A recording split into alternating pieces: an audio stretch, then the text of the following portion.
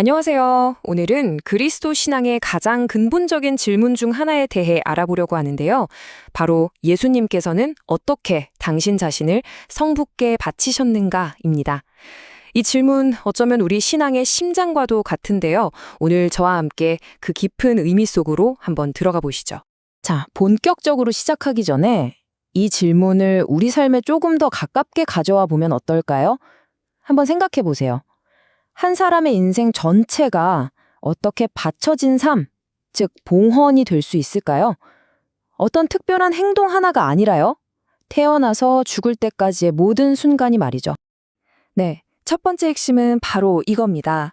예수님의 봉헌은 단 한순간에 끝난 사건이 아니었다는 점이에요. 그건 그분의 평생에 걸친 그리고 무엇보다 온전히 자유로운 봉헌이었습니다. 그러니까 그리스도의 삶 전체가 단 하나의 목적, 바로 성부의 구원 계획을 이루기 위한 봉헌이었다는 거죠. 그분의 모든 말씀, 모든 행동, 심지어 침묵까지도 전부 그 목적을 향해 있었던 겁니다.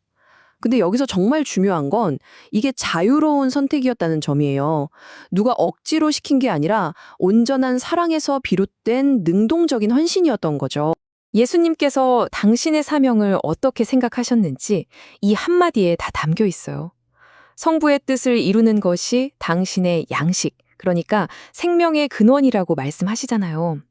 이 말은 이 땅에 오신 첫 순간부터 당신의 사명을 온전히 자신의 일부로 받아들이셨다는 뜻입니다.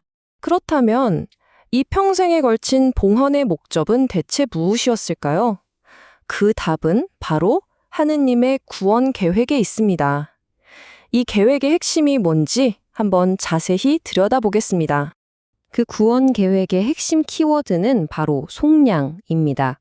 좀 어렵게 들릴 수도 있는데 쉽게 말해서 우리를 죄로부터 구해내는 것을 의미해요.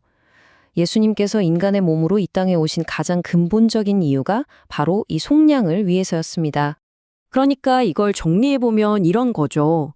예수님의 인간적인 모습, 즉 그분의 인성이 하느님의 그 신적인 사랑을 이 세상에 실현하는 완벽한 도구가 되어준 겁니다. 보이지 않는 하느님의 위대한 사랑이 예수님의 삶을 통해서 우리에게 고스란히 전달된 셈이죠.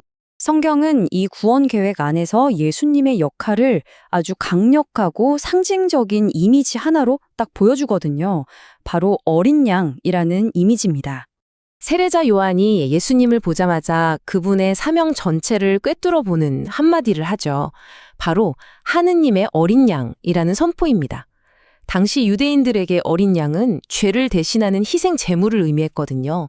이 한마디로 요한은 예수님께서 바로 세상의 모든 죄를 짊어질 구원자이심을 세상에 알린 겁니다.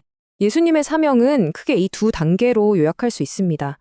첫 번째는 섬기기 위해서, 그리고 그 섬김의 가장 정점에 있는 것, 두 번째 단계는 바로 많은 이들을 위한 몸값으로 당신의 목숨을 내어주는 것이었죠.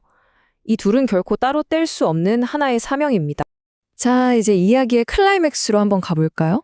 이 평생에 걸친 봉헌이 어떻게, 그리고 어디서 궁극적으로 완성되었을까요? 이 흐름을 보시면 전체 그림이 한눈에 들어올 겁니다. 먼저, 최후의 만찬.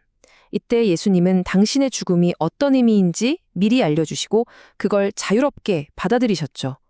그리고 십자가 위에서의 죽음. 이건 그 약속과 사랑의 순종이 실제로 완성된 순간이었고요.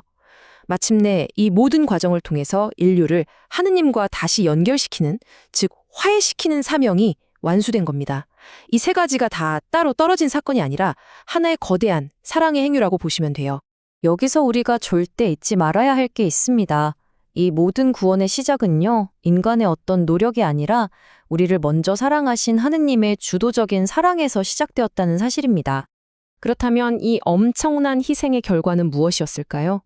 그리고 그게 오늘날 우리에게는 어떤 의미가 있을까요? 이 사랑이 얼마나 큰 것이었는지 한번 살펴보겠습니다. 이 비유를 보면 그 사랑의 본질이 확 와닿죠. 마치 누군가 자기한테 가장 소중한 보물을 우리를 위해 아낌없이 내어주는 것과 같다는 거예요. 그리고 그 보물이 뭐였겠어요?